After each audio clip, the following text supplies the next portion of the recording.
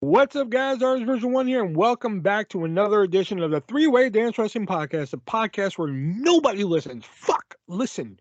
But you can't have a three-way dance unless there's three of us. So joining me, as always, is Shelby, a.k.a. Shubs. Ba-da-ba-ba-da-ba-bop. I don't know why I do this anymore. And joining me, as always, is just like a prayer, he'll take you there, Nick. Just like a mystery, just like a dream. You wind up watching. I get.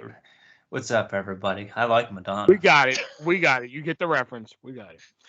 Prince actually plays the guitar riff, like the opening. Like that. Oh, really? Yeah. Oh, never.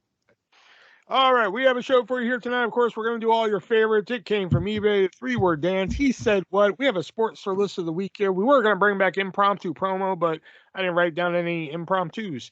So Sportster list of the week it is. And we have a request here. Listener Greg Murray wanted to know our thoughts on New Year's Revolution 2006. So that's what we're going to do here tonight.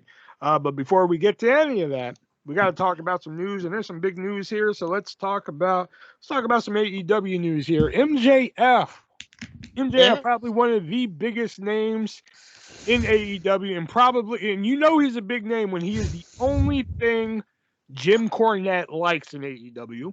Pretty much. You know, CM Punk. Oh, he likes CM Punk? Oh, he loves CM Punk. Does he? Well, okay. Yeah.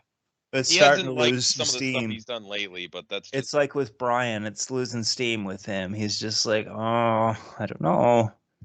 Yeah. But the story with MJF is that he is planning to leave when his contract is up because he is getting tired of people like Daniel Bryan coming in and Malachi Black coming in, and they are getting more money than him when MJF is essentially, I guess you could call him a homegrown star.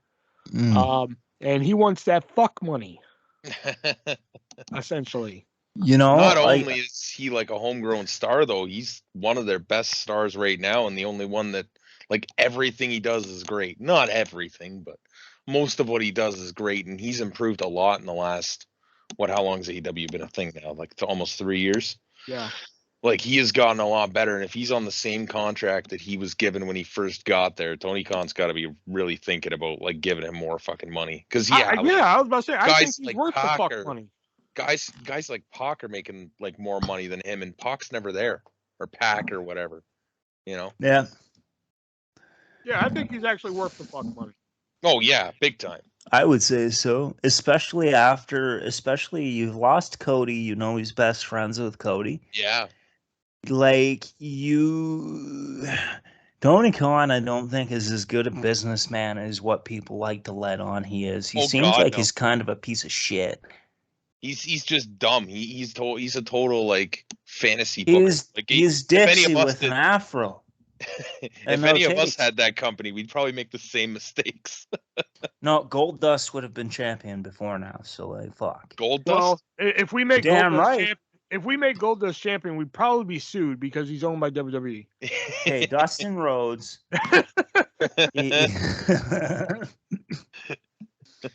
We would be sued out of our ass if Goldust came to that ring. We call him Gold Dick. Gold Dick. We'll just paint him silver, call him platinum. Dust Gold. 7. This is 7, by the way. Actually, technically, they own that too. Oh, hey, yeah. My name technically is here. Man, fuck it. He's 8. Fuck it. Yeah. 7.5. Yeah.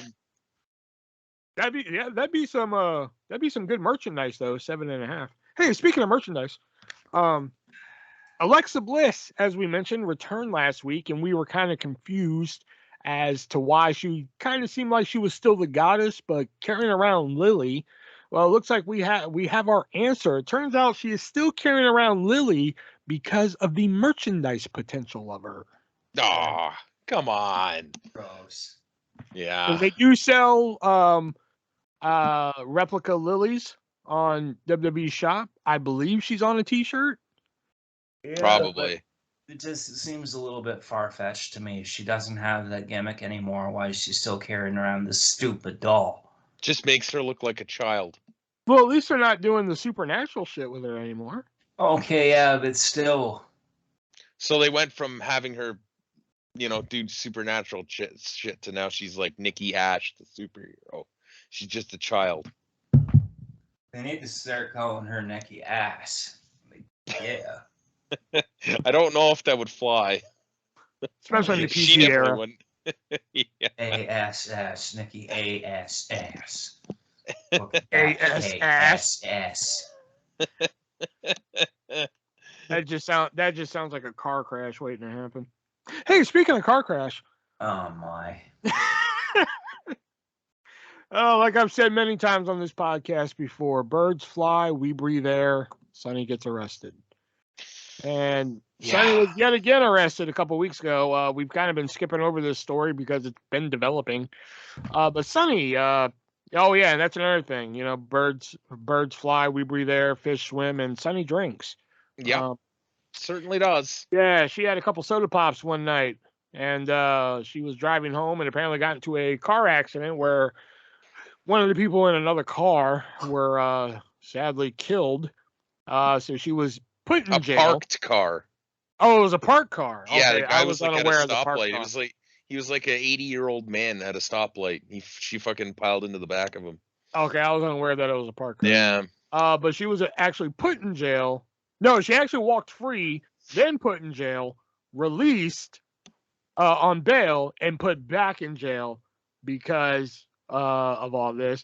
And this is the thing that drives me wild. Okay, and of all this bullshit, listen, it's terrible what happened to this old man, and it sucks that Sonny was drinking and driving when she did it, and all this shit. This is where this is like, we saw the Will Smith slap at the Oscars, and now like Netflix and Sony, they're like, we don't want to put up Will Smith movies because of the slap. That's where shit just gets batshit crazy. Mm. This is where we crossed the batshit crazy with Sonny. Yeah. I forgot who it was. Mark Henry and somebody else. Bill DeMott. Bill DeMott. Yeah. Thank you. They want her out of the Hall of Fame because of it. Yeah. I know it's dumb. To be fair, she didn't belong in the Hall of Fame to begin with. I disagree with that. I don't. She was basically a hoe. The only reason she got on TV so much is because she was a hoe. Poor Candido. Rest in peace. But yeah, no, the only reason she got on TV so much is because she was a hoe. And regardless of if she was a good valet, she could have remained good valet. But because she was a hoe, Vince was like, that's good shit, pal. And I mean, she was the most downloaded diva in '96. And she was good at him. She was a good manager, too. Yeah. She's a hoe. Okay, still. I think she's worthy of her Hall of Fame spot. I think once you go in, that's it. You're in. You don't get to come out. Okay, yeah. But then if she gets to stay in, but she killed somebody, then why doesn't Benoit get to go in? Because he killed somebody too. Because WWE is the master of double standards. Jimmy Snuka also killed somebody. He was found not to fit trial because he was too old. Benoit also did that before he was in the Hall of Fame. It doesn't matter. I think that makes a difference. Yeah, but she was still celebrating. But still, to be fair, when Eddie died, they gave him 2 tribute shows. They put him in the Hall of Fame. When Benoit died, they gave him 1 tribute show, and then was just like, who? Yeah. Well, they wanted to distance themselves from him because of. But then why? So look at Hogan though. Okay, you took him out of the Hall of Fame, but then when you started feeling sorry for him again, oh yeah, that's cool. Jimmy Snuka, we took him out of the Hall of Fame. I don't think they took him out. I think it was just like, Hulk who? It's just so fucking stupid. Sonny didn't belong in first place, and I don't think she should get in based on the merit that she was on TV because she was a hoe. I haven't said this in a while, but your opinion is wrong. Well, okay, fine. That's fine. You're entitled to that opinion. But fucking Sonny didn't belong there anyway, and fucking take her out. It's no big loss. The one thing I will agree on is surely she had sold her ring. She definitely deserves to be put in jail for the rest of her life now. There's a certain point that, like, if you can't interact with society, jail won't even help that bitch. Well, that's where you put people that can't. Did you see her mugshot? Like, damn. Something she's happened there. She's far from the most downloaded diva on AOL now. or what the fuck, yeah. It's sad. It's really So it sad. looks like, so if she goes to prison for life, it looks like she won't be getting one last match. Hey, speaking of last matches. Oh, dear. Oh, boy. Oh, Ric boy. Flair, at the ripe age of 71?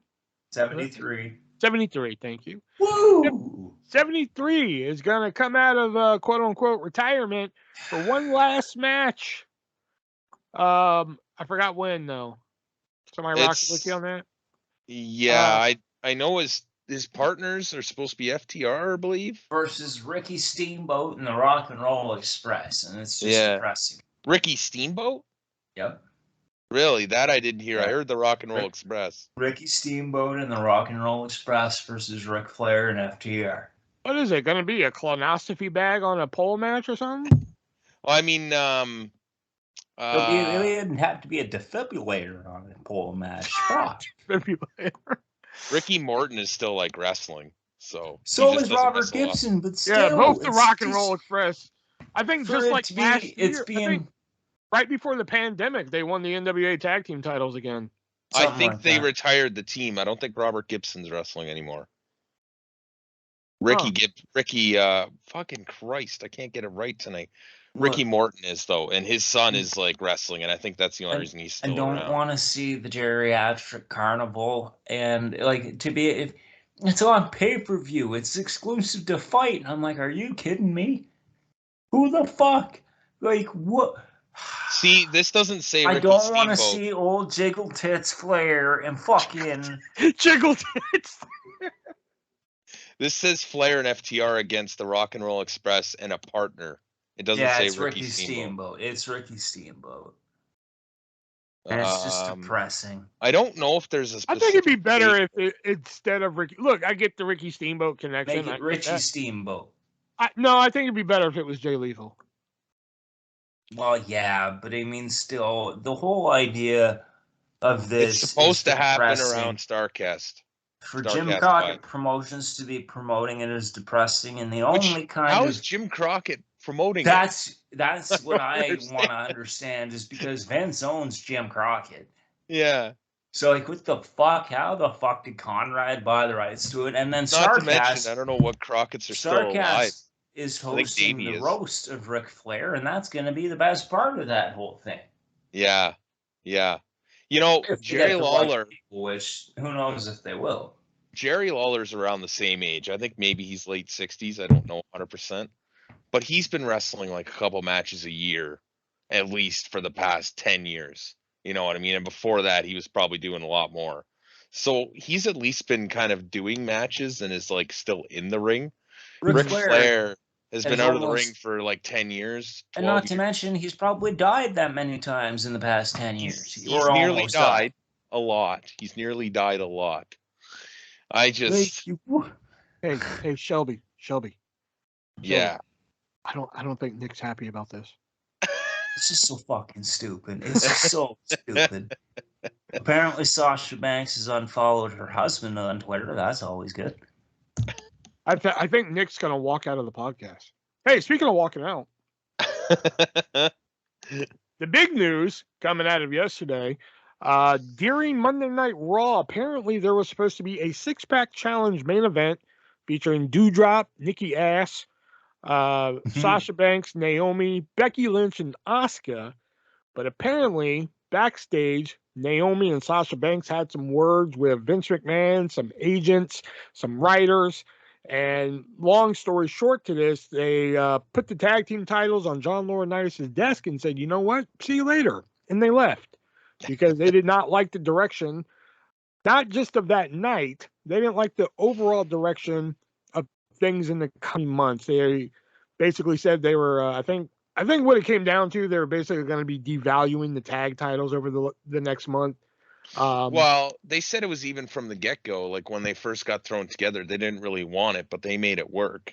Yeah. And they didn't feel like they were really elevating the tag team titles, which they're not. But how do you elevate the titles when there's 8 titles on the main roster or Well, more. there's not, I'm all for I was all for the women's tag team titles when they introduced them. That's cool. Right. But when you don't have enough teams To fill actually that, have them, yeah. and then like when you introduce teams like Tegan Nox and Shotzi Blackheart, just to separate them, like what, 2 weeks after they got on the roster? Yeah, they separated them 2 weeks after they got on the roster. Well, even like Ripley and Liv, how long were they together for? Yeah. A month? Not even, I don't think. Yeah. Like Selena and Carmella. Yeah, that's another good one. Mm-hmm. Yeah. There's been a lot.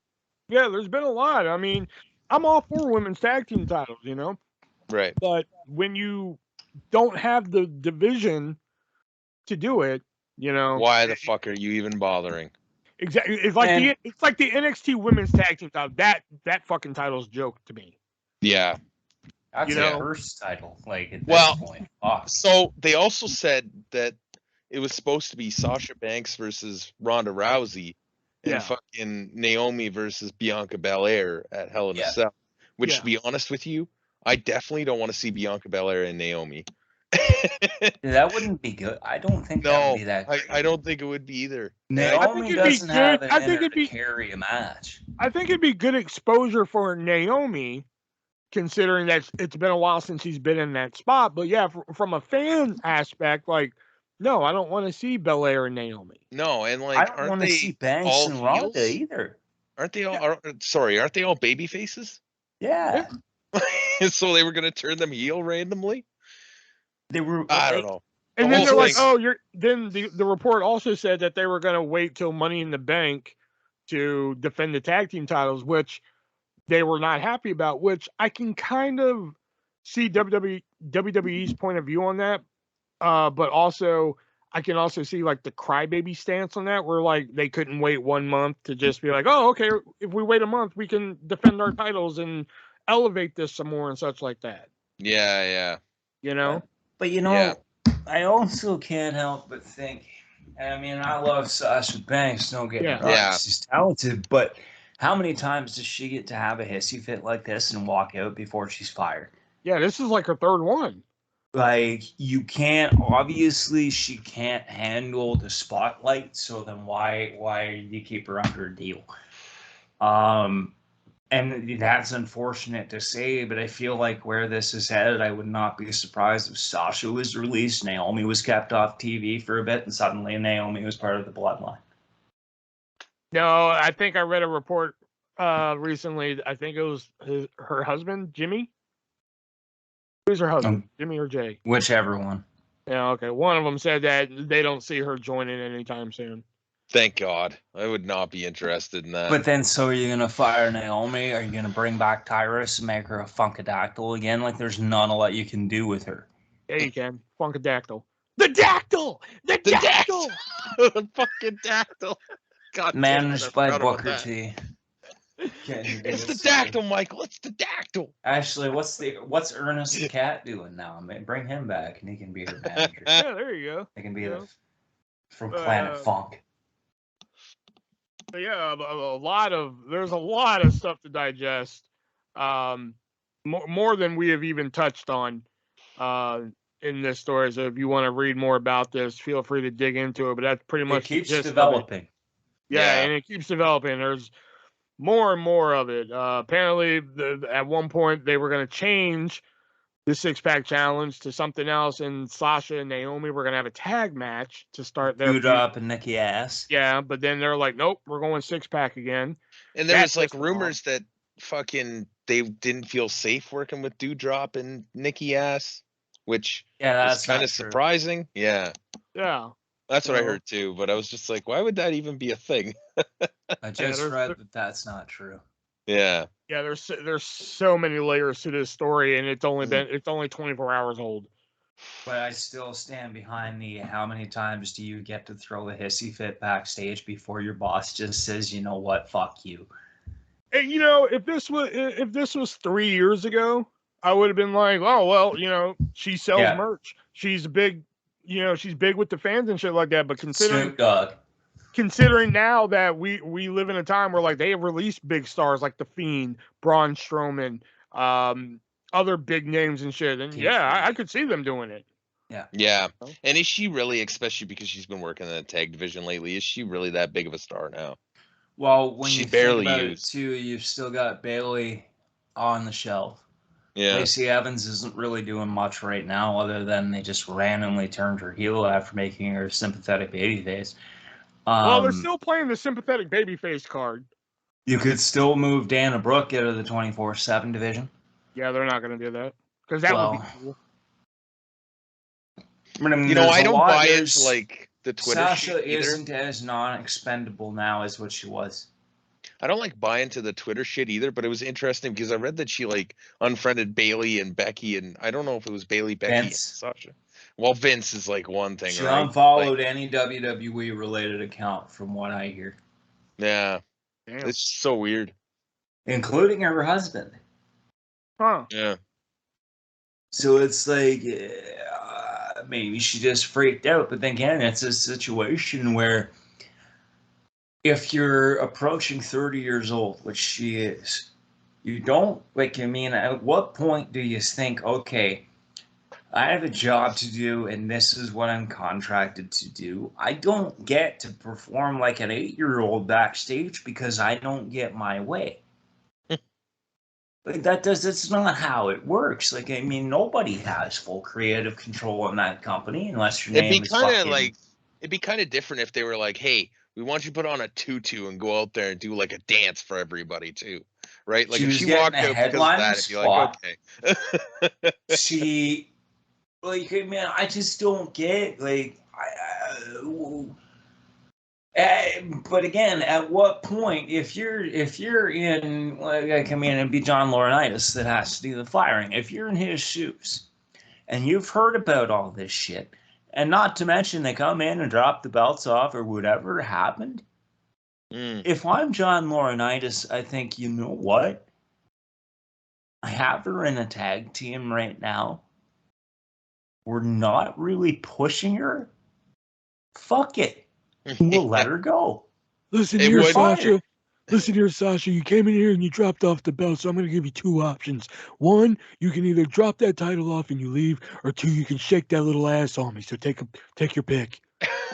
See, and while I'm at it, I'm also gonna give Ali his release because that poor bastard. I know they brought him back and gave him a win, so I'm like, yeah, they're gonna do something with Ali. And he jobs to Veer. Yeah, and he's been jobbing to Veer, which I don't mind the Tommaso Ciampa one. I don't mind the Tommaso Ciampa one because they're trying to get Ciampa over too, and plus it was a fast count, so okay, I can live with that one. Yeah, Miz, you know, I don't know.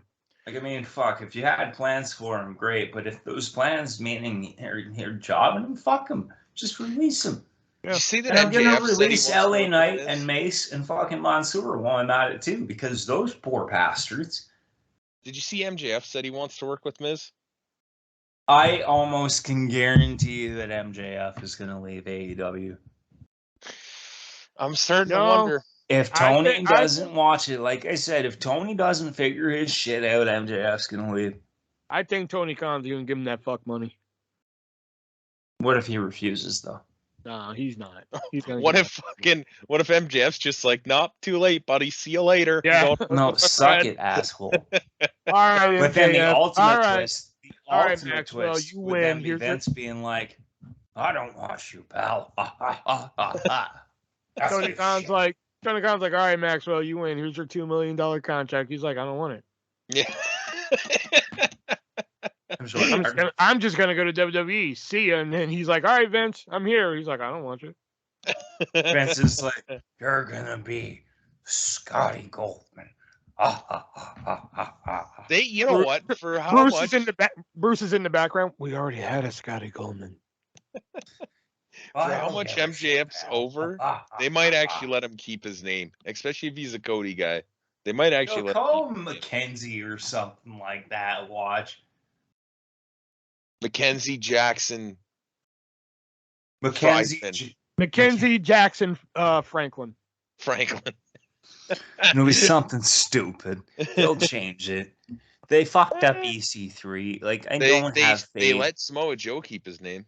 I don't have faith that MJF would be anywhere near what he could be in WWE if he went. I just don't. Like, I mean, fuck. You might as well go back to and he was able to MLW work at some that things point. into his contract, which Cody obviously did, I think it'd be good. Speaking of Cody, they're gonna start selling fucking temporary fucking neck tattoos. Oh my Fuck god. yeah. What? Yeah. WWE shop is making American Nightmare neck temporary tattoos. You know, I didn't think that they'd like the neck tattoo, but I'll bet you because it's like the American fucking flag, I'll bet you they fucking love it. America, Hi, I'm Cody fuck Rhodes. yeah. Do you want to look like a dick? Well, here, buy this temporary tattoo. Do you want to look like a It's gonna douchebag? cost you $9.99 for a temporary tattoo, but buy this. Double the cost for delivery. And It's like, all these kids are gonna have the fucking tattoo on TV and like. All right, so that was the Fuck. news this week. Went a little long on news, but that's okay. yeah. All right, and let's get to our games we like to play here. It Came From eBay and the 3-word dance. We play the new It Came From eBay, where I give these guys 3 items from eBay, and they have to figure out which ones are the most expensive of the 3. Let me just get my scores here. Here we go. Right now it is tied for the 4. So let me just pick. Oh, sorry, didn't mean to hit the mic there. All right. All right, so your first 3 are, we're going to go with, all right, these are 1985 Hulk Hogan and Roddy Piper bookmarks. One is just Hulk Hogan flexing. He's saying, "I'll save your place, brother." And the other one is just Roddy Piper. I don't recall what it says. The next one is back in the, I believe, up until like the mid 90s, Coliseum Home Video was the producer of WWE Home Video. This is a WWF Coliseum Home Video keychain. It just says Coliseum Home Video, and it has like a little Coliseum thing. It's just a Coliseum Home Video keychain. Or is it the 10 1985 WWF related Big Gulp cups? Big Gulp cups. Nick is going Big Gulp cups. Shelby? I'm going bookmarks. Going bookmarks. Ooh, points. Nick. Damn it. Knew I should The went Big for Gulp Big Gulp. cups are actually going for $225. Holy something shit. outrageous. Yeah. All right. Okay, so the next 3. The 1991 Ultimate Warrior Spiral Notebook. Just a plain spiral notebook with Ultimate Warrior flexing on the cover. Mm. The WWF Sticker Album. This was I don't know if you guys are familiar with this concept where you get like a book and it has like numbers on the inside. Those are dope. Yeah. Okay, you're familiar with those. Okay. So you get the sticker album, plus it comes with 4 packs of stickers to go inside your album. Ooh. Or my favorite item, the China t-shirt, and all it says on the front is Vagina. Oh my. Is that like WWF official or is this off brand? It is. It's WWF official. Wow. And yet they distance themselves from China for doing porn, but they put that picture at shirt at. Vagina. Idiots. VA, and it's VA-China. Vagina. Which one of these 3 items are going Oh, to it's be? VA. Yeah, the VA. shirt, the vagina shirt. The China. I mean, Oh, that makes more like sense. vagina, And but having Yeah, seen China. I having got you now. seen that vagina shirt. There we Wow. Which one of these 3 are going for the most expensive price on eBay? go. The vagina shirt. China. Yeah, I'll go with the vagina. All right, both of you get points because it is the vagina shirt going for $99.99. Fuck. I can't believe they did that. But I mean, Can you ECW had Francine. I just licked your ass. That's ECW. Come on. That's also a better shirt, in my See, opinion. what's even funnier is Tommy Dreamer's mom made those shirts for ECW. No, it was God. Paul Heyman's mom. It was Paul Heyman's mom making shirts because he fired his own mother. That's right. So somebody's mama had to make the "I just licked your ass" shirt. Somebody call Paul Heyman's mama. Could All right. somebody please call my mama? The last three here. It is the 1999 WCW Kevin Nash Frisbee. Oh my. For anybody who is actually listening to this, go look up this Frisbee. Yeah, it's disturbing to say the Yeah. The least. Kevin Nash Frisbee stays out. I during still sex. have nightmares of it. Yeah. Or is it the Scotty Too Hottie, the worm plush? It is a plush worm dressed as Scotty Too Hottie. Fucking want that. Or is it the 1993 WWF bookmarks, and they feature Bret Hart, Mr. Perfect, Lex Luger, The Undertaker, and everybody's favorite, Doink. The Scotty Worm. Scotty Worm. Shelby? Yeah, I'll go with the worm. Both of you, points. Nice. The Scotty Worm is going for the price of $99.99. Nice. You will fly. All right, the score now is Nick with 7 and Shelby with 6. Now That's right. Shut up, I'll figure it out. Yeah, you'll figure it out next week who loses. All right, now 40. I got another 40 weeks, man. I got another 40 weeks. Now let's move on to our other game we like to play, the 3-word dance, where we give 3 words that relate to a wrestler and see if we can figure it out. And I wrote down like a whole new page of 3-word dances, and I wrote down some doozies. Oh, boy. So, yeah. So, boy. I'm going to go with one of the doozies here, or what I think are doozies. You know what? I'm going to go with this one. Your first 3 words are heart, swing, king. Sunny. No. Cesaro. No. Y'all going to be so mad. Dances with Dudley. No. Honky Tonk Man. No. Damn it. Heart, swing, king.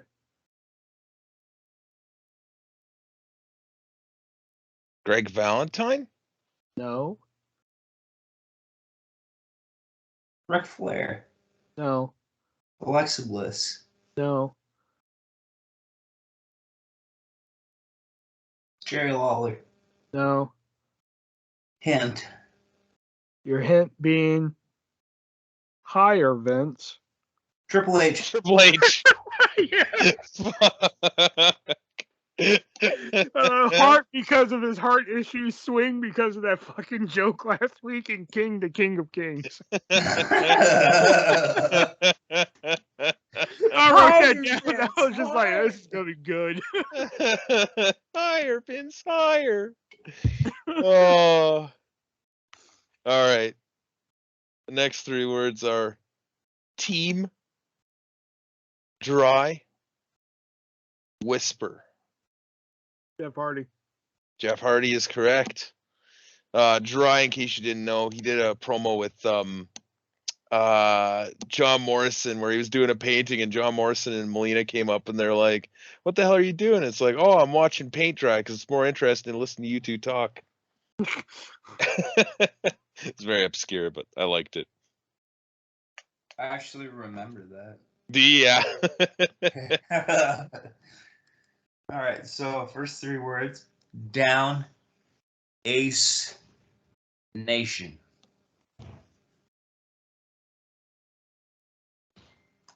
D'Lo Brown. Damn. Low down, Aces and Eights, Nation of Domination. Oh, Wow, Ace that was and quick. Eights. All right. Let's see here. Which one do I want to do? I wrote down so many good ones. Okay, let's do. Okay. Your 3 words are vodka, black, connection. Isaiah Cassidy? No. Mark Quinn. No. Andre the Giant? Holy shit! Damn right. Vodka, because there's a story that when they did his back surgery. Oh yeah, they had to chug a shit ton of vodka. It was straight vodka they were putting into his veins or something. He had to drink bottles of vodka so that he would pass out. Yeah. Vince paid for that back surgery too. Black because of the Blacks England, and Connection because he was part of the Colossal Connection. Wow, I'm impressed you got that quick. Yeah, I remember the vodka story. Next 3 words. Sex. Wrong. Shampoo. Sonny. Booker T. Nope. Shawn Michaels. Not Shawn Michaels. Who'd you say, Will? Edge. Edge is correct. The wrong promo after SummerSlam. He just like goes up to this little kid and he's like, you thought John Cena was gonna win, didn't you? Wrong. He just starts like screaming in this kid's face. So funny.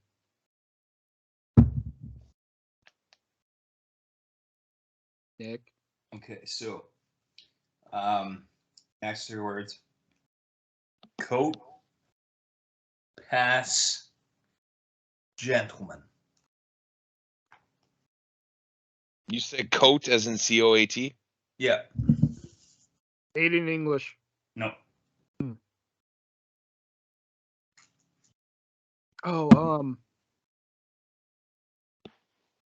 Bryan Adams. No.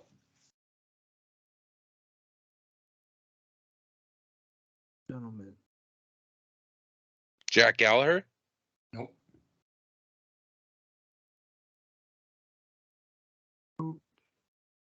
Wait, CPG. No, nothing. Cool.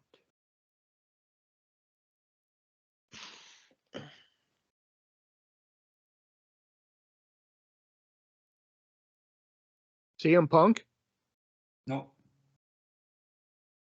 I see where you're going with that one, though. You can even wear my blazer. I was thinking of the WrestleMania 22 where he was hanging off the Mafia car. Can I wear your blazer? You can even wear my blazer. I'm in. Coat, pass, gentleman. I was thinking 8 in English because he wore that coat, and I guess Vaudevillain would be a gentleman. I don't know where pass would come in. But pass is like the weird one that I'm kind of trying to avoid right now. Pass could mean so many different things. Yeah. Hint. Special. Eugene? Nope.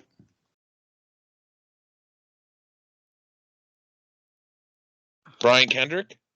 Nope. It was the sliced bread, not the special bread.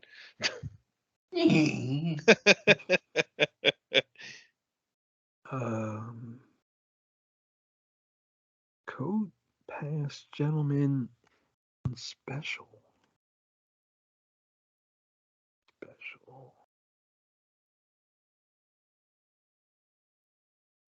Coat, pass, gentleman. Oh, I don't know. Yeah, I got nothing, buddy. Paul Heyman. So coat, because the trench coat he used to wear, the pass, the little thing around his neck. Gentlemen, ladies and gentlemen, and he's special counsel to the tribal chief. Oh, damn, that's a good one. Oh, yeah, that was good. Let's see here. Okay, let's see if you get this one. Your three words are flower, again, double.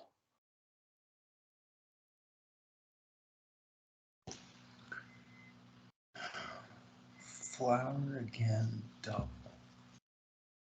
Flower, again, double.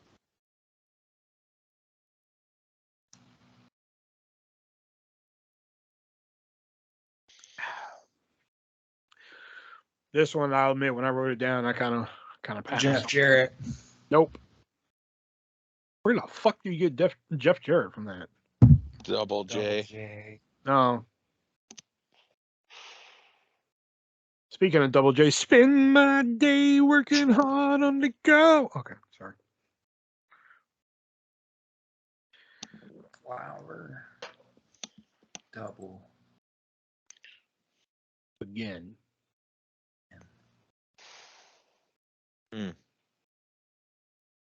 Mae Young? No.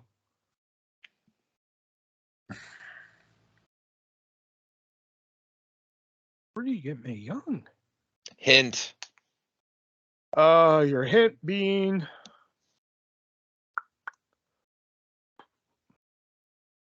oh fuck, I can't think of a hint that just doesn't give it away. We're live, pal. I know, I'm just trying to think of a fucking hint that doesn't just give it away.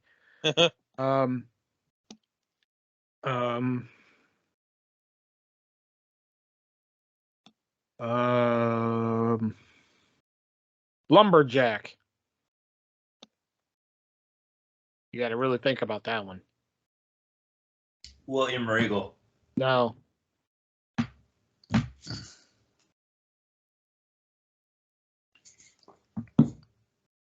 Fuck.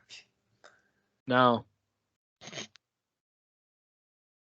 Flower. Again. Double. Your hint being lumberjack. Brock Lesnar. No. Yeah. Yeah, because when I think flowers, I think Brock Lesnar.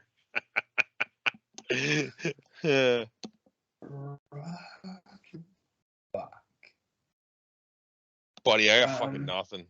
Yeah, I got nothing. If I would have said Big Josh, would have helped? No. Oh. Apparently not. No. Flower again, double, and your hand being lumberjack / Big Josh. Doink the Clown. Okay. Flower because he wore the big flower on his ring jacket. Yeah. Again, in ECW, he was known as Born Again. Oh. There was double doinks at WrestleMania 9. In Lumberjack, he played Big Josh, a lumberjack in WCW. Right. I've heard Big Jack before. I just couldn't make the connection. Yeah. Well, I don't know why you heard Big Jack because I said Big Josh. But sorry, I meant Big Josh. Final 3 words for me are sorry, over, soap. Kofi Kingston. Kofi Kingston is correct. What? SOS. I hear them shouting. You fucking suck,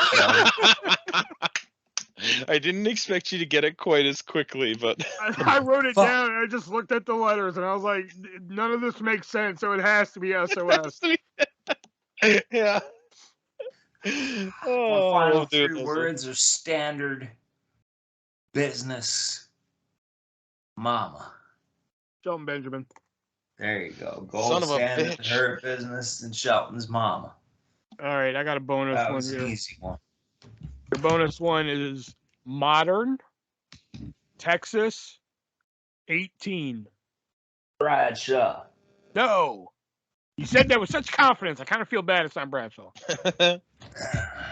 Modern, 18, Texas. Austin. No. Again, you said that with such confidence. Jack Briscoe. No. Gerald Briscoe. No. Blackjack Mulligan. No. Blackjack Lanza. No. Dances with Dudley. No. No. Side guy Dudley. No. Big Dick Dudley. No.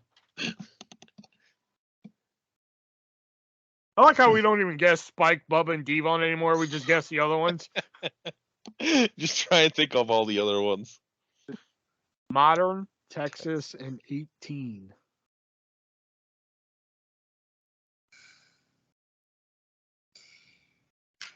Bark Gun. No. Billy Gun. Oh, God, Jesus Christ. No. Hangman Page. No. Shawn Michaels. No. Lance Archer. No. Brett Michaels. No. What? Why would it be Brett Michaels? Adam Cole. No. Hint. Your hint being prosthetic. Zach Gowen? No. Mad Dog Vachon. No. Sid. No.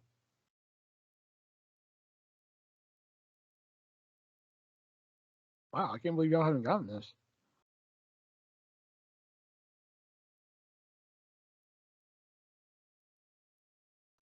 Silence.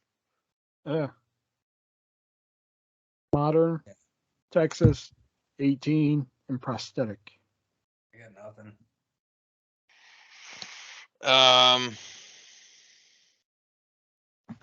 Yeah, I got nothing. Kerry Von Erich. Oh my God. Fuck. He was known as the modern day warrior. He's from Texas. He was the NWA champion for 18 days, and he has a prosthetic foot. Yeah, had. Yeah. All right, so that was our games there. We like to play the 3-word dance, and it came from eBay. And now it's time to move on to a review of New Year's Revolution 2006. But before we get into that, we got to give a shout out to one of our sponsors there, that being the great people over at HardToFindTV.com, where you can head on over and find yourself a classic TV show that hasn't been on Blu-ray or DVD in a while, or has never been on Blu-ray or DVD. And they will put that on disc for you for a nice, reasonable price. And if that price just isn't reasonable enough for you, you can use our checkout code. And that is ARTIST, ARTIST, at checkout and save yourself 15% on your entire purchase. Just note that you can only use Amazon Pay at the moment, but using Amazon Pay is much like using your credit card or PayPal, stuff like that. Just get an Amazon account, link up your credit card to it, and you can use it just like that. But yeah, they have over thousands of titles to choose from. And if you look through the thousands of titles and you still can't find something you like, don't hesitate to email them. They're very responsive to emails.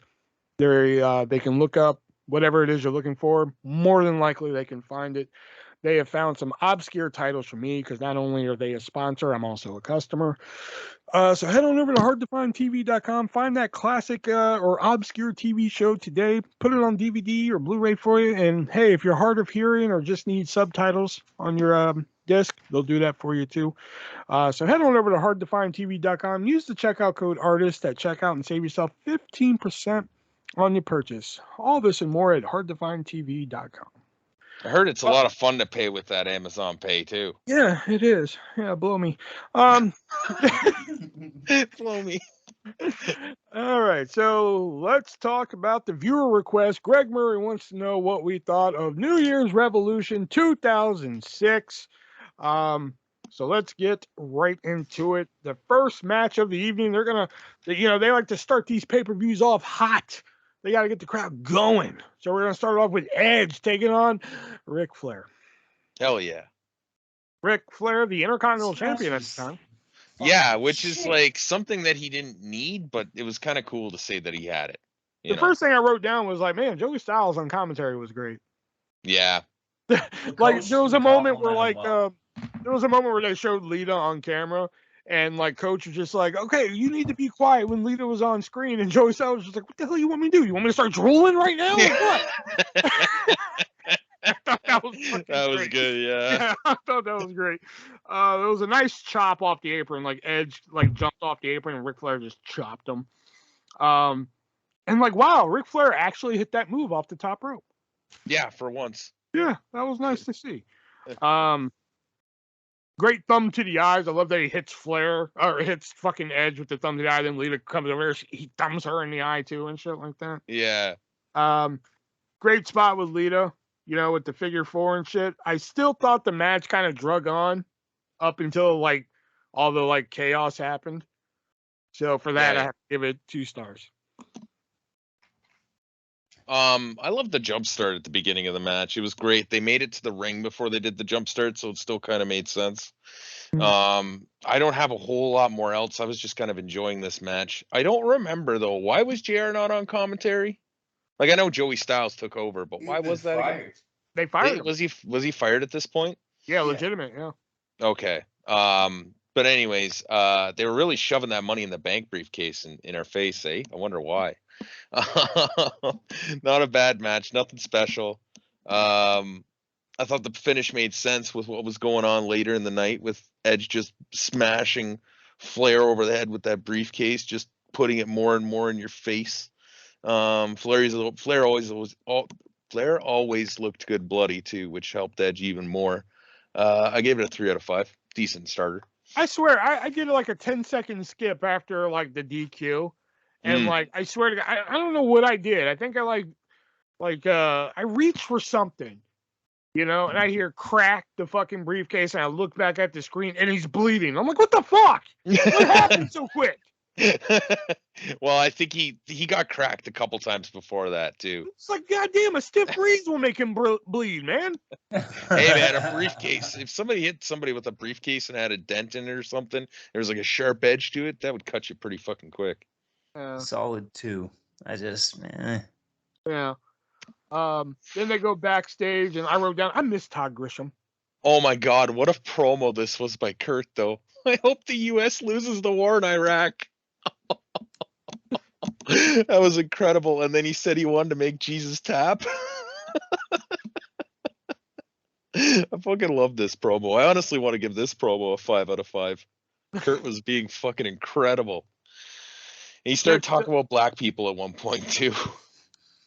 Was it gutter slut again? No. I can't remember what he said, but it's just funny. Next up, we have Trish Stratus defending the WWE Women's Championship against Mickie James. This was during her whole psychotic lesbian crazed fan storyline thing there. Yeah. The first thing I wrote down, I missed the Mickie James skirts. Those were nice. Yeah. I loved one of my favorite things. I loved watching this match. I got like really into watching this match. So like I loved the subtle downward spiral into madness Mickie was having in this match. Yeah. Like it wasn't like blatant, but you could see like with every moment, like, oh, Trish kicks out and she's like, oh, like what the fuck, like that little. She was getting frustrated. Yeah. And you could see how much more frustrated she was getting over the match. Yeah, and considering like we know where this character goes, like just knowing like inside her brain she's getting crazier and crazier because of it. I was really digging this match. I do like their WrestleMania 22 match better, but I really dug this match. I gave it 5 stars. Yeah. I gave it a 3.5 for the same reason. I just couldn't give it more than that because the WrestleMania match is better. But yeah, no, this was match of the night. They exchanged holds in this match, which was nice to see. Yeah, and there was a lot of like. I'm usually not into that rudimentary wrestling shit, but these two were like going back and forth with it, and I was into it.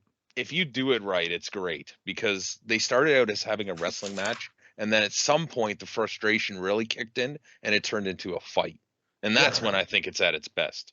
I also like there was a unique spot where they did the shoulder block and Mickie went to run for the ropes, but instead of Trish letting her run to the ropes, she fucking grabbed her foot and tripped her. I thought that was pretty cool. It was a small thing. I have a great match. The storyline for this is a bit strange, but the match was what it should have been. Started as an athletic contest between two and then started to get frustrated into a fight. The only thing I don't know, Mickie winning I think would have been kind of cool, but I didn't have a problem with it. I gave it a 4 out of 5, and yeah, this was my match of the night too. Wow. Yeah, and I really like this fucking interview coming up. Oh man, this is great.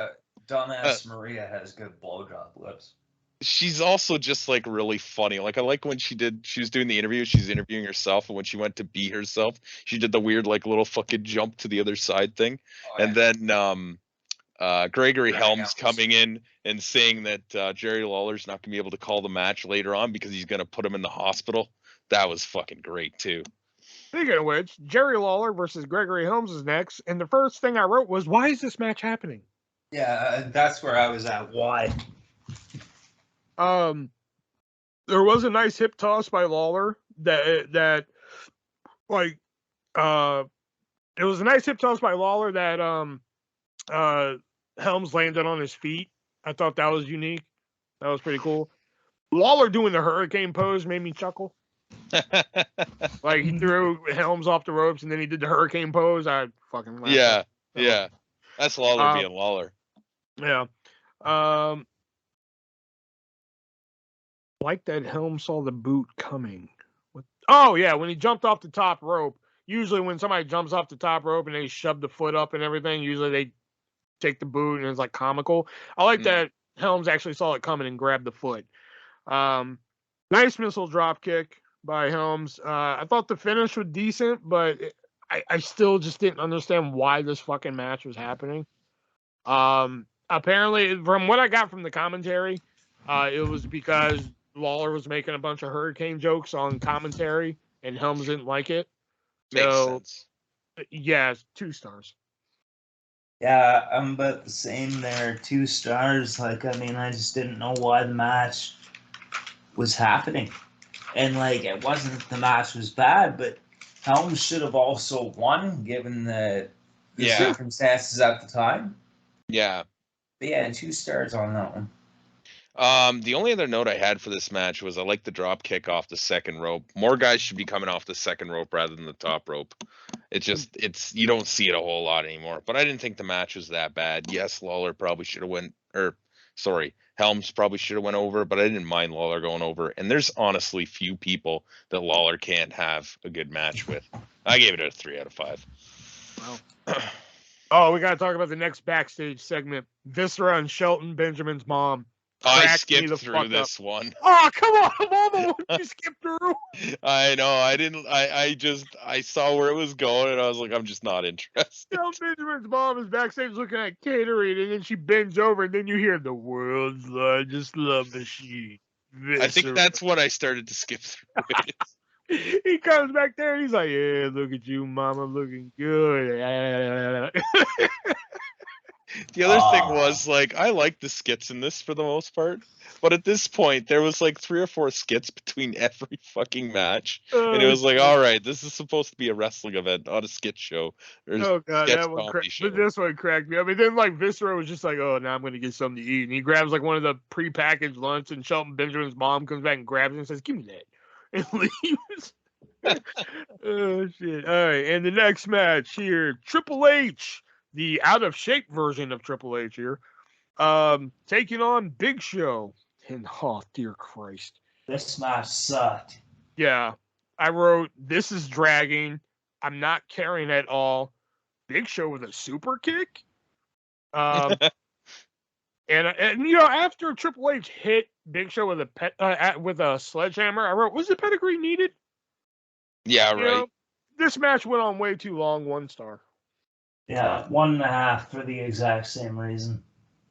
I love the build to it. Triple H tried to give Big Show a handicap, but he gave him a weapon. I really like that part of it. Mm-hmm. Triple H was looking real scared, especially at the beginning of that match, just like hesitating to even get in the ring. He was playing a really good chicken shit heel. But this isn't where Big Show shines. Big Show shines in 10 minutes or less for the most part.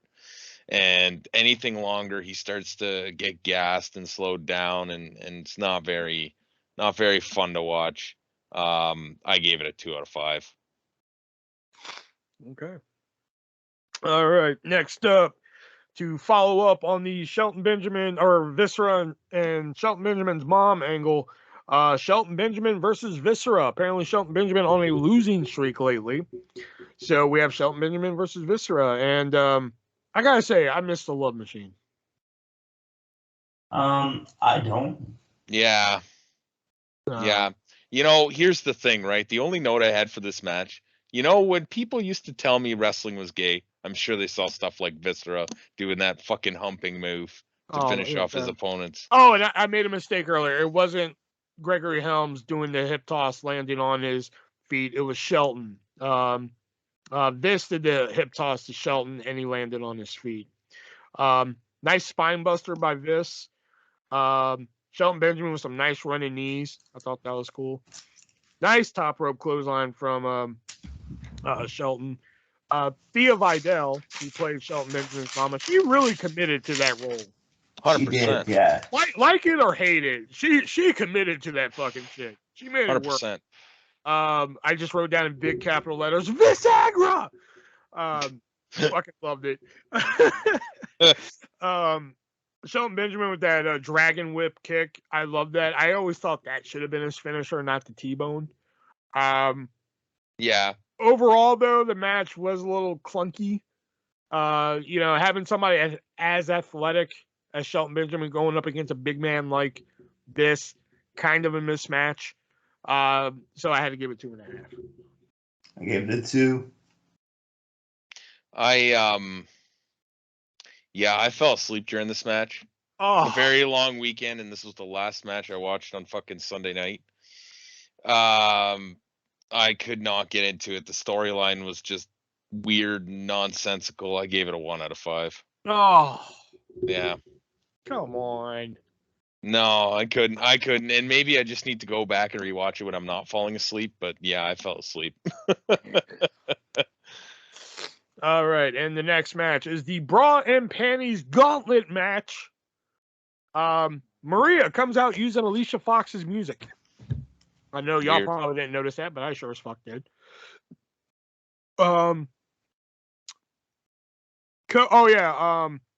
Coach mentions on the mic at one point, very serious match here. Sure was. I will say, nice handspring elbow by Tori. And then Tori also hit a nice spear. Nice standing moonsault by Victoria. I just wrote down this statement, Moolah and May, question mark. May came out, so I'm pretty sure Shelby busted a load. Quick finish. The finish was really quick. Overall, the wrestling in this was fantastic. 6 stars. 1 star, Wow. Ashley Mazzaro. I'm kidding. I'm kidding. I'm That's kidding. 2.5 stars. Okay. I figured y'all would flip your shit when I said I was that. like, really? Yeah, 1 star. Ashley Mazzaro, rest in peace. All I wrote for this was, I'm sorry, 0 out of 5.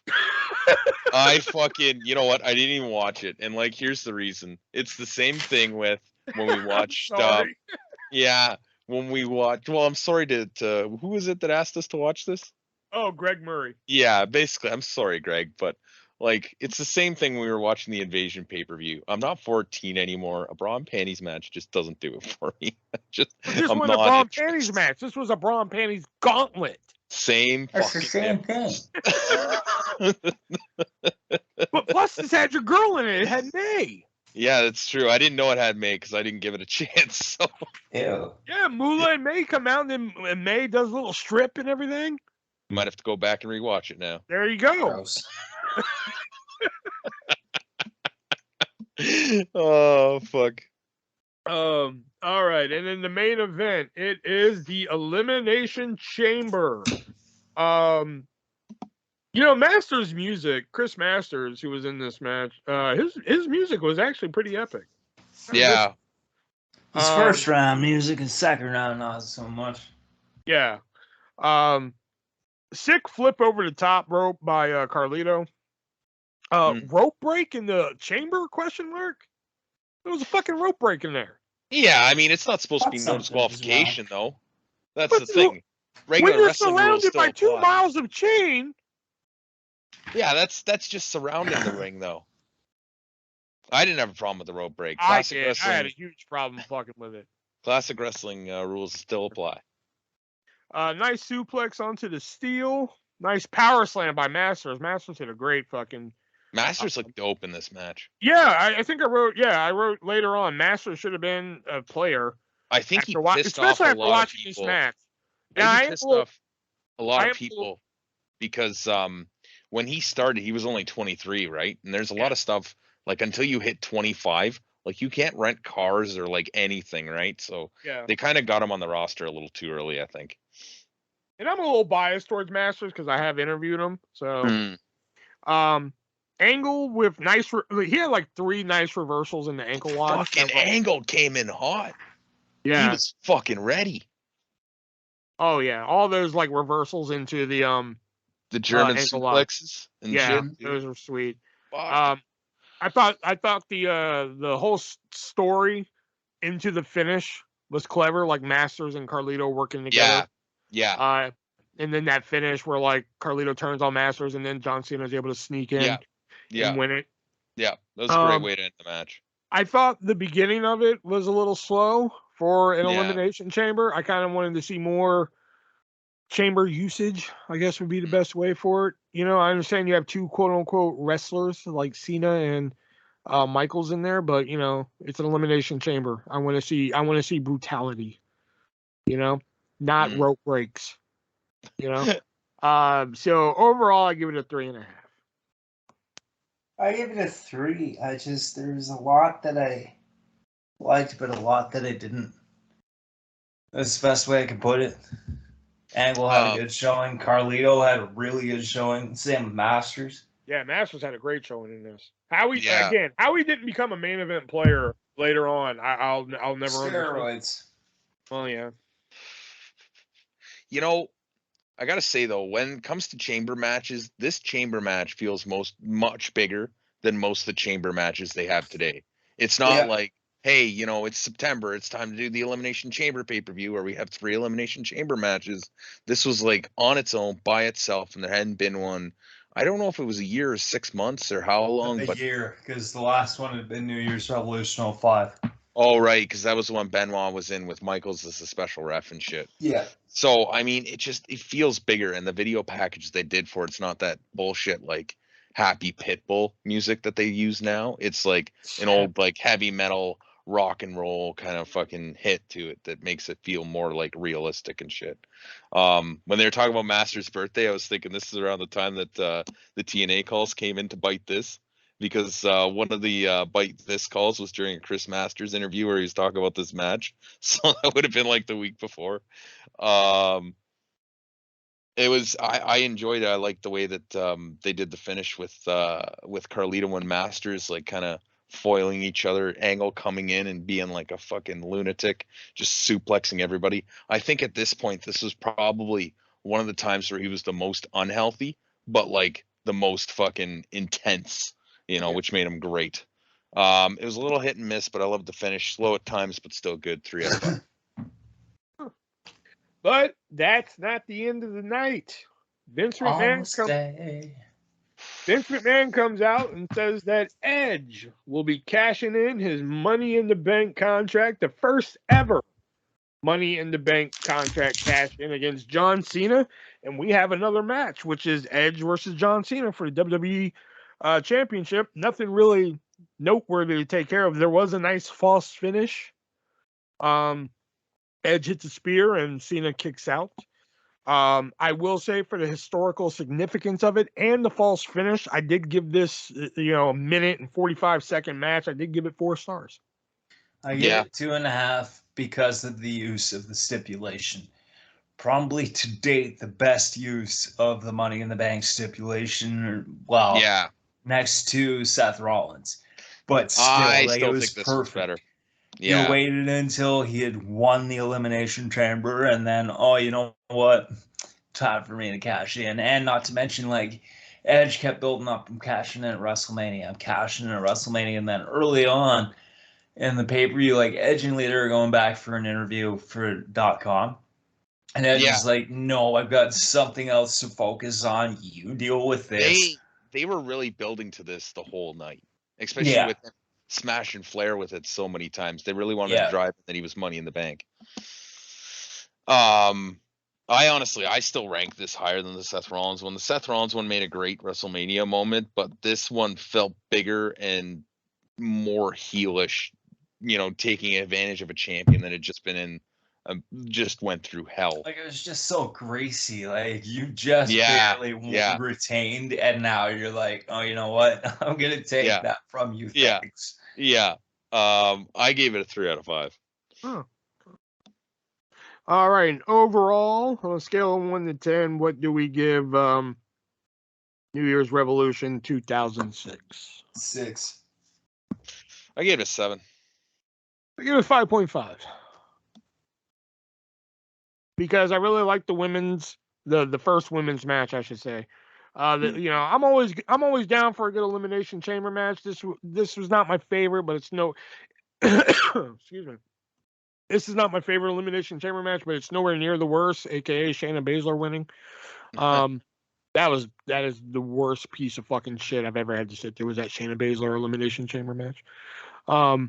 So there was some good in the show. There was some bad. I mean, like, Triple H and Big Show just dragged the fuck on.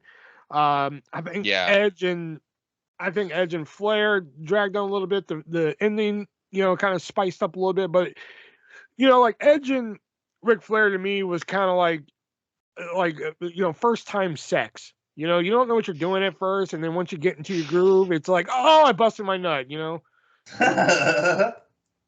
see, this is why I can't write reviews for the paper for movies and shit. Yeah, that movie was so good. It was like getting a blowjob, and they're just like, "Can you please stop writing?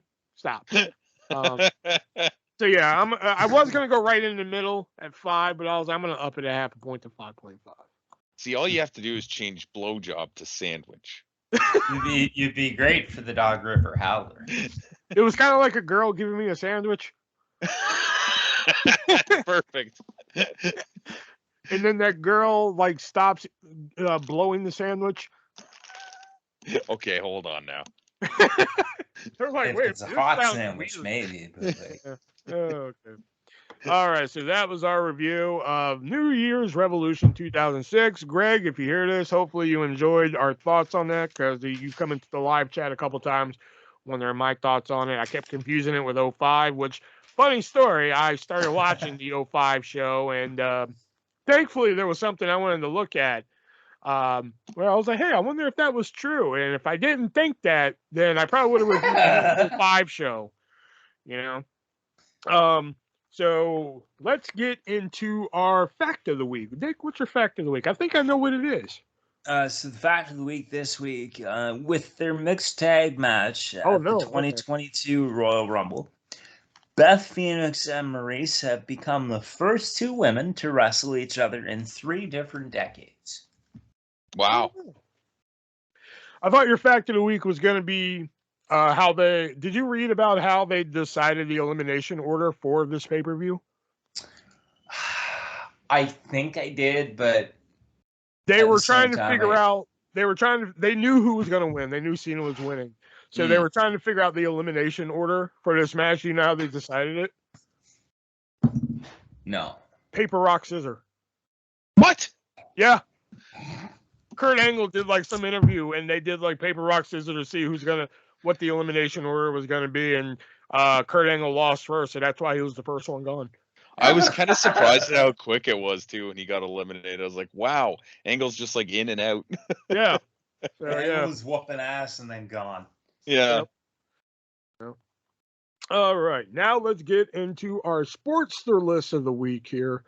Where's it at? There it is. Now, this one I found pretty interesting. Excuse me. These are 10 bad wrestling matches that were great sports entertainment matches. Oh boy. Oh boy. Oh no. And coming There's in nothing good about the Punjabi prison, by the way. Coming in at number 10 is Sami Zayn versus Johnny Knoxville. Yeah.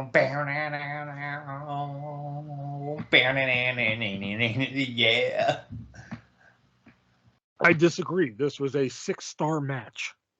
No, it wasn't. It was a good sports entertainment match. The wrestling was lackluster. It was horse shit is what it was. Oh my god. It would have been better had they played the Party Boy music. I just wish Steve-O would have had something to do with it. All right, coming in at number 9, Shane McMahon versus Vince McMahon, WrestleMania 17. Ugh. I can see why they'd call it a sports entertainment match. Yeah. And it was good for the story. Here comes the money. Here comes the money. Coming in at number 8, The Fiend versus John Cena, WrestleMania 36. Oh, the Firefly Funhouse. Yep. I don't think I've actually seen this match. You mean Really? 37? Oh, no, I did, because it was like, yeah, okay, I do remember it now. Wasn't it 37? Nope, 36. That was weird. I almost wouldn't even consider it Well, I guess they did say sports entertainment over pro wrestling. Yeah. So I I guess remember I had to watch this twice to really get it. yeah, it's kind of hard to like At first watch, it's follow. like, what did I just watch? Yeah, it's really hard to follow. That's probably why I forgot I watched it. Bray, though, the NWO best part part stuff. of that match is Bray. You can look, but you can't touch. No, the best Best part of that part of match that. is at the end where it cuts to Titus O'Neil like,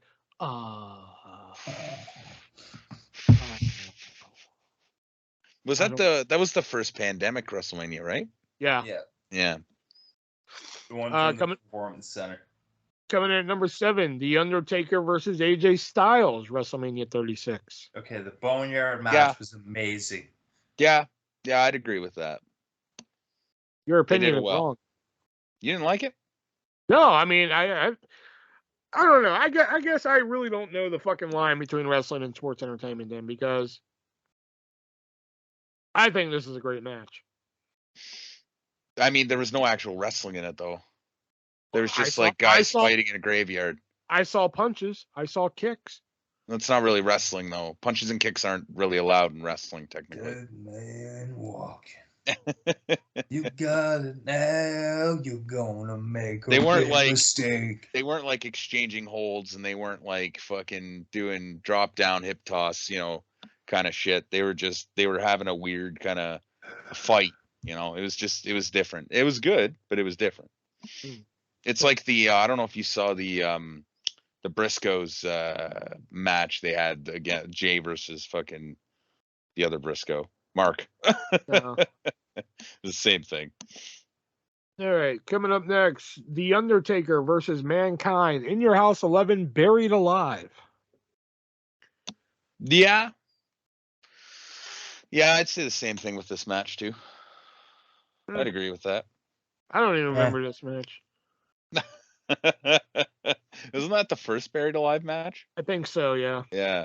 That was just after Taker's title run, I think. Yeah. No, he's Purple Taker here, so I don't know. I think it's right before it. Maybe. Yeah. Number 5, Bobby Lashley versus Umaga, WrestleMania 23. I mean, that was a wrestling match, wasn't it? Yeah. The only difference in that is like the fucking the hair versus hair aspect. Yeah, hair versus hair, which I don't know. I don't really remember this match, but I can't imagine Bobby Lashley and Umaga would really be that good. Good shit, pal. Good shit. This one I disagree with, and I think Shelby will agree with me. This was a 6-star match, and that is Randy Orton versus The Fiend. Like hell. Oh God. That match should like be in the burned. Firefly Inferno match. That match should have been burned in that house, yeah. And all the participants and everybody who put it on. Fuck. Garbage. Come on, Absolute you didn't like the Firefly sweat. Inferno match? No, I didn't. No. Poor Bray Wyatt. Yeah, poor fucking Randy Orton. Poor Randy Orton. This one, that was a joke, but this one I am truthful with. This one I completely 1000% disagree with. I don't think it should be on this list. I don't think it should be nowhere near this fucking list. But Money in the Bank ladder match 2020. I don't think it should be on that list. This was fucking phenomenal. It's not a wrestling match though. I think after this, all the Money in the Bank ladder matches should have been in the fucking headquarters. Didn't it say the best sports entertainment matches? Isn't that what this list is? How about that? Because I think I could agree with it if that's what the case is. How about blow me? How about that? Go to my website, www.suckmydick.com. Okay, www. You're not gonna like what you see. Oh no. There's gonna be lots of pains. Oh no. But yeah, I mean, I could agree with that. I'm still telling you, man. I fucking wrote that match. It was just in reverse. Mine was a factory match, and the goal was you started on top of the factory, you get to the bottom, and the first one out the door wins. And I think I had Christian Cage win for some reason. Number 2 is Mankind versus The Rock, halftime heat. Oh my God! Any Mankind and Rock thing was just insane back then. I feel like it's fucking sweet. I feel like you could almost throw the fucking I Quit match on there too, just because of the heavy weapon usage. and Halftime shit. Heat was the stuff dreams were made of. By the Yeah. way. So on wait a minute, I'm curious here. On a star rating of 1 to 5, Shelby, what would you give the I Quit match? Fuck. Honestly, I think I'd give it a 5 just because, What? like, Wait, yeah. you give Ronda Rousey and Charlotte 0? Yeah, I'm a little biased there. I'll admit it. But just like the amount of chair shots that Mick Foley got, I feel like he deserves it. And the fact that his kids were sitting in the front row. That's so horrible. You are a That cock is licker. horrible. That is horrible. Hey. But Noel it's and Dewey so are watching good, their too. father get mangled. It just adds to The Rock's heel persona. It just adds to it. It also adds to the You fact whether smell. Mick Foley could actually be a good father, but you know, Hey, kids have fuck ups. kids are like quite obviously crying in the front row. Noel's fucking sexy. Oh, yeah. Now or then? Now. Okay. That was a quick response. Any guesses as to what number 1 could be? Now you said, was it the women's Money in the Bank ladder match was in here? No, it just said Money in the Bank 2020. Oh, okay. Remember, it was both of them simultaneously. Yeah, I know. That's why I was curious if like they had one at one and one at the other. I'll give you all a hint. It's fairly recent. It's not the swamp match. There's no way it's the fucking swamp match. Eye for an eye. Oh, is it the Austin and fucking Owens match? Yes, it is. Okay. I don't know. I have a love-hate relationship about that. The pop that like Austin got at the beginning of that was great, but it just felt like he was so slow, and it didn't feel like the same Austin. Yeah, I thought it was nice for one more round. Yeah. Well, it was nice for an ass whooping, but it didn't need to be a match. It didn't need to be that long either. No. I was okay with it. Yeah. Fair enough. All right, that was our Sportster list of the week, and now we're going to move on to He Said What. But before we get into He Said What, we got to give a shout out to one more sponsor, that being the great people over at MoviesRUSA.net, where much like HardToFindTV.com, they have a wide selection of not only TV shows but movies as well that have either been long lost to media that is out of print, or just haven't been released on media. And they're all on Blu-ray, DVD by special request. And last week we announced that they released Lucha Underground, the wrestling cult hit, on Blu-ray for the very first time. Now they have also released season 2 of Lucha Underground. So for you wrestling fans out there, yeah. So whatever you just said. Yeah. All right, shut up. So for you Lucha Underground fans out there, you can now get seasons 1 and 2, and he has guaranteed me that eventually 3 and 4 will be coming.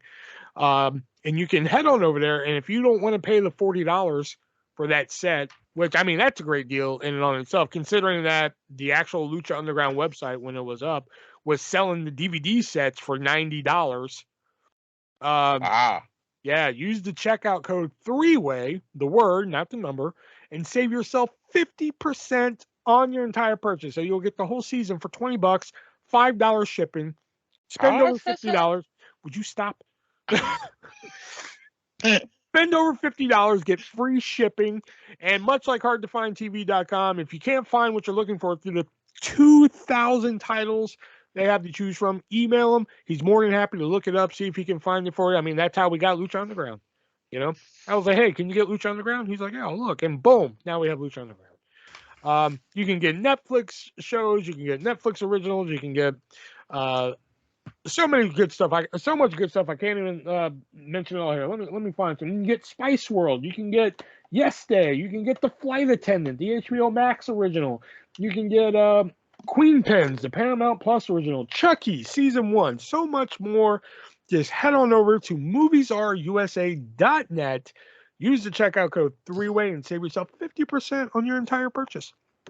All right, so let's get into He Said What, where we put in our mouthpiece and say wrestling-related phrases to see if we can guess them. So, I'm actually running out of categories. I haven't worked on my categories in a while. So, 1, 2, 3, or 4? 4. 4. All right, that equals 8. So, no, I'm kidding. We'll do 4. Divided by 2 is 4. So, the category is TNA. So these are all non-stop action. Yeah, these are all wrestlers who were in Tits and ass. Yeah, there you go. All right. All right. Her hot. Good. Okay. Low key. Okay. Next one. Kaisiaki. Sonny Siaki. Kaisiaki. Hasara. What was that? Hasara.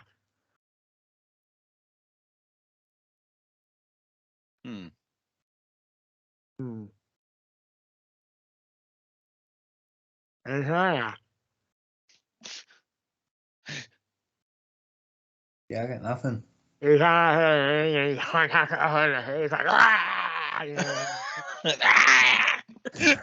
Chris Sabin? Nope.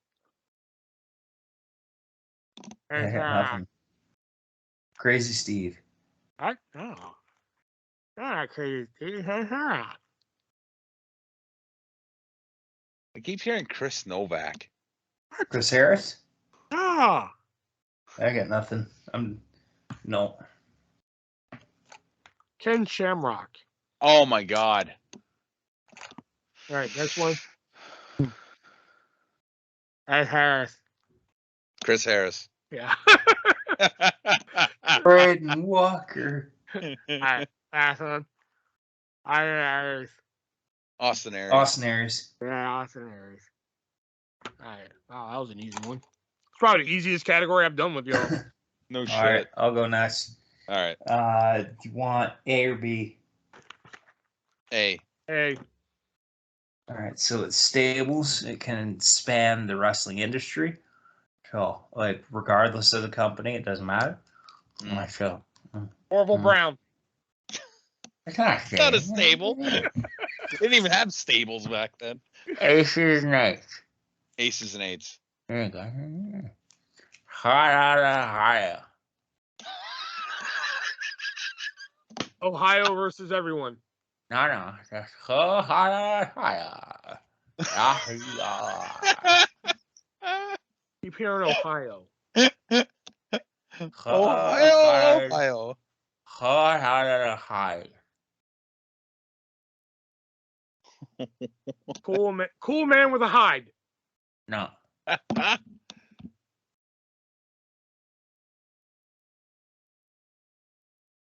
High. F-E-I. The FBI. There you go. Oh. Yeah. That's next one. T-Kaya. T-Cara. Team Kyle. No. Sin Cara. Team Canada. Team Canada. There you go. And next one. The Hotter Guy. The Saturday. No. Saturday. Saturday. Yeah, that's what I'm hearing.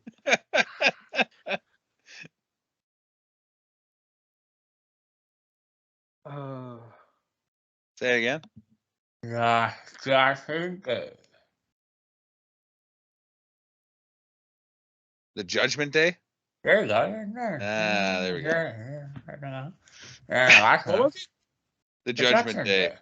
Oh, the Judgment Day. Okay. Yeah. All right, so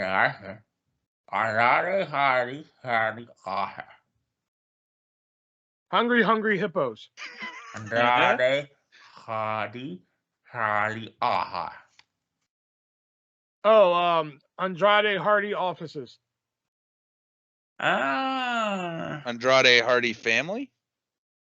And Andrade Hardy family offices. there you go. There we go. I knew we'd get there eventually. Yeah.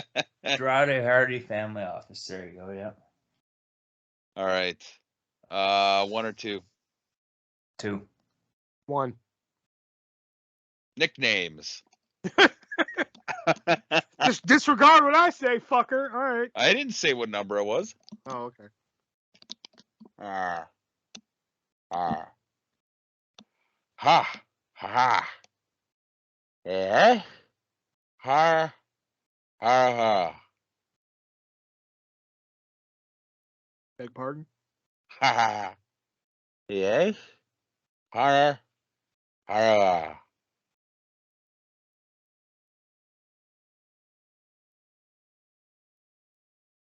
Fuck me silly. I got nothing on that one. Wow. Yeah, I don't have. Yes. Under. Hardy family something or other. Something under something. Yes. Under. The ace under the hand. Yeah.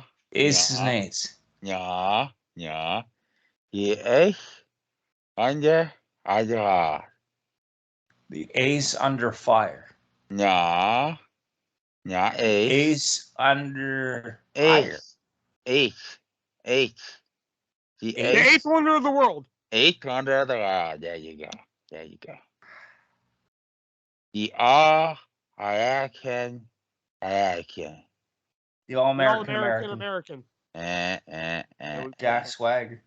The Alpha Male. The alpha male. Hee-haw. The alpha pickle. Yeah. One alpha pickle. Damn. Oh, that sounds delicious. Yeah, in your head. Biggest pickle in the jar right there. Hee-haw. The biggest pickle. No. It's some pickle. No, it's not. It's not. Fuck, I got nothing. Yeah, hee-haw. I keep hearing pickle. I said hee-haw, hey-haw. The hip hop. Hee-haw. Yeah, Oh my god. That's one. Yeah, who has your key? Huh? Yeah, you are. Who has your key? The human suplex machine. That's right. The human suplex machine. Taz. Fucking Hookhausen. Oh my. Oh God. All right, Yeah. 1, 2, or 3. 3. 2. All right. Tag teams. All right.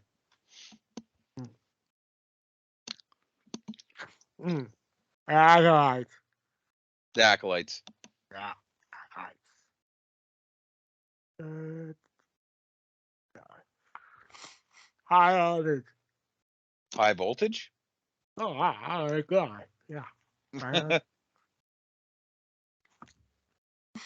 Highlighted.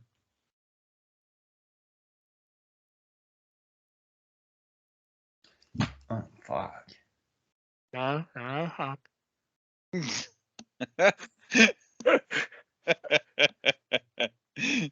fuck. Highlighted.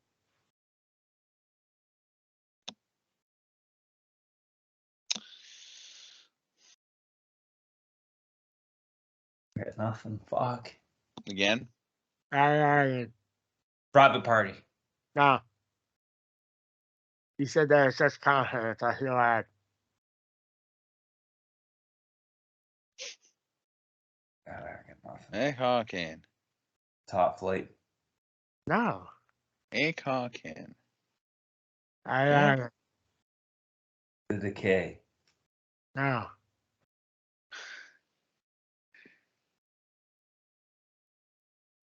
Goddamn show, you suck. Wow, why me? God damn. I feel so abused.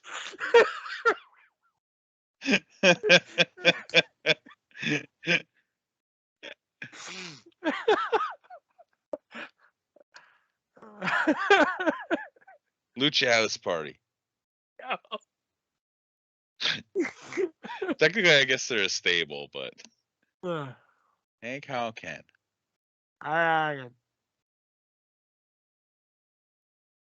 Primetime players. No. Lucha Dragons. No. I got nothing. Mega Powers. No. Hey, Kyle can. Harlem Heat. No.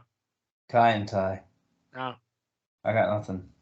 Hey, Kyle can. No contest. Hey, Kyle. Yeah, fuck it. Red Dragon. Oh. Red Dragon.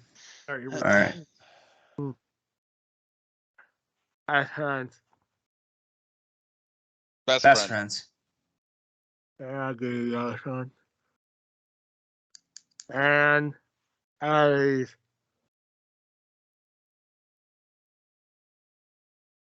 Say that again. The Hardys? Fashion Police? Fashion Police. Huh? Never mind. Here? Oh, hi. What?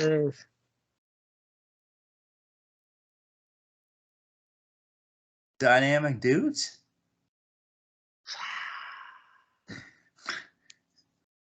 Hey. Yeah, I got nothing. Then these. Now these. The knees. Okay, No. you suck. Flaming knees. Still suck. Evilise. Yeah, she's a tag team. Yeah, I got nothing. Guys. Killer Bees. There you go. Oh shit. For a guy who said he had nothing like 4 times. I was thinking that. Just keeps guessing anyway. I got nothing. Try this one instead.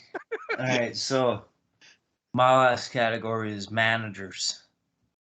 All right. Taiha. Party ho ho. Talilasha. Harley Race. No, Taiha.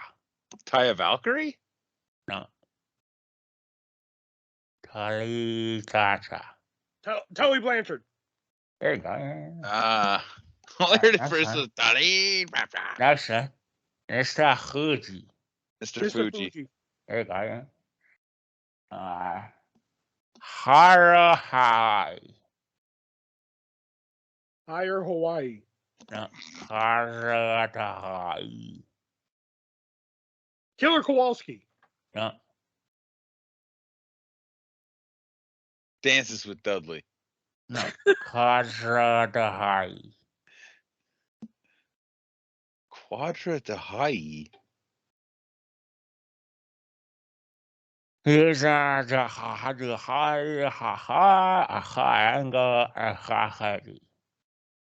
Davari. There you go. Really? God damn. I heard Angle in there, and we just watched. Yeah. Okay, next one. Harder than the Father James Mitchell. And last one.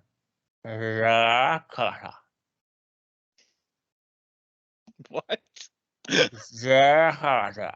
And I gotta see, cause you had a I had to see, I had a hand on a horse. Paul Heyman. No. Hirahiha. Rakata. He's a seesaw. Zakata. He saw Jericho. He is the harder and a harder here. William Regal. No. Asuka's the harder. That's one where I said it with such confidence. I feel bad.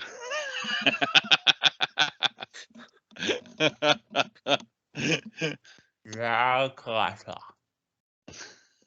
I got nothing. I got fucking nothing either. Zev Coulter. Oh, I kept hearing Jane Cargill, and I'm like, I don't think she ever. Yeah, I heard Jay Cargill at 1.2, and then I thought I heard a Regal. Yeah. Oh, I was like William Regal, you know. All right, my last one is catchphrases. You know, for someone who's terrible at this category, you sure as fuck do it a lot. That's because they're easy to do. All right. And that's the bottom line, because Stone Cold said so. Yeah.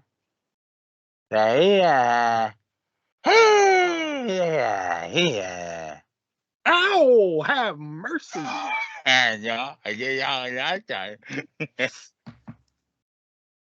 It's uncensored, baby. Yeah, no.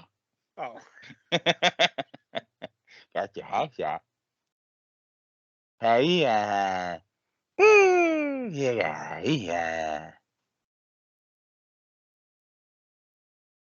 Take a ride on the whole train.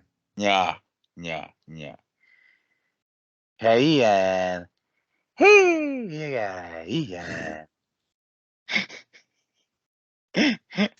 I got nothing on that one.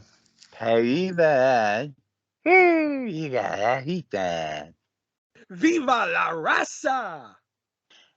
Dirtiest hair in the game. You have to say it like that.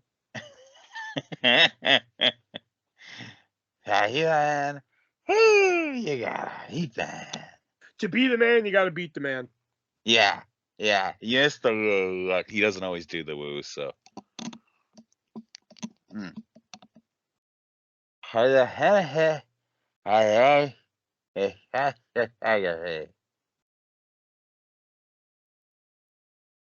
Huh?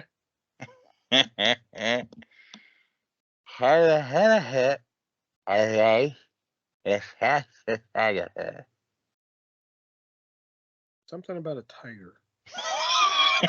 I got nothing on that one either.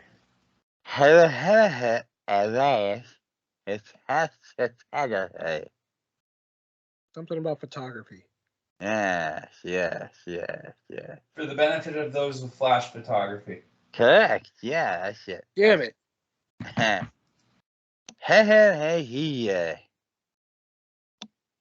Viva la raza? Yeah. Pimpin' ain't easy. It ain't easy. That's right, yeah. Hey, yeah.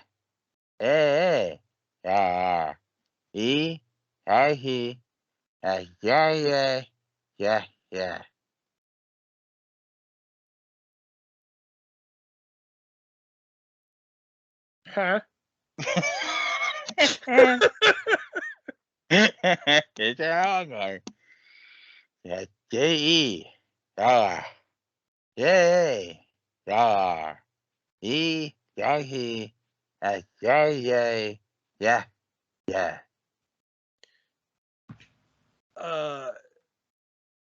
JEFFJRE Jeff Jarrett.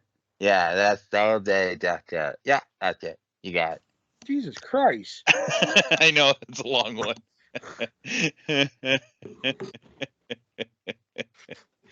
All right, so what do we got here? Nick has 5, 10, 15, 20, 25, 30, 35, 38. Shelby has 5, 10, 15, 20, 25, 30, 35, 40. I have 5, 10, 15, 20, 25, 30, 35, 40, 45, 50, 55, 6. And no contest has 5, 10, 15, 20, 25, 33. Ah, fuck you, no contest. You no good son of a whore. Yeah. And now we move on to our vintage pick of the week, which is usually a match, a show, a commercial, whatever we think you should seek out and watch. So, Nick, hit us with your vintage pick of the week. My vintage pick of the week this week, we go back to Monday Night Raw for May 23rd, 1994. Matt Hardy versus Nikolai Nickel and Dimes Volkov. Huh. Interesting. Yeah. Mine is from the Raw after SummerSlam 2006. It's the promo I was talking about earlier, where Edge is just screaming at the fans for thinking Cena was going to win the WWE Championship and calling them wrong, yelling in a little kid's face wrong like 50 times, and then throwing the belt in the river and Hardy coming out. It was a great promo. I don't know if I've made this a vintage pick, but like I know I've talked about it. But if I haven't made it a vintage pick, this is my vintage pick. NXT TakeOver Chicago, Pete Dunne versus Tyler Bate for the NXT UK Championship. One of the best matches I've ever watched. Incredible match. So if you haven't seen it, now's a good time to go watch it. Before he was Butch. I know, right? You guys are ruining Pete Dunne right now. You know? So, there's the bell, so we know what that means. That signifies the end of the Three-Way Dance Wrestling Podcast. No idea what we're doing next week. Is there a pay-per-view next week? No, there isn't. No. No. I don't know what we're doing then.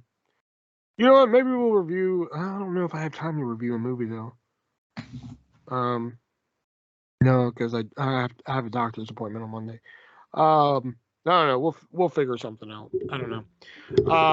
So yeah, stay tuned next week. We'll figure out something. If you don't hear from us, then you don't hear from us. We're dead. Yeah, there you go. We're dead. We'll roll with that one. So keep listening, and we'll hear from you next week, possibly. If not, the week after. We'll figure something out. For Nick and Shelby, be breezy, guys.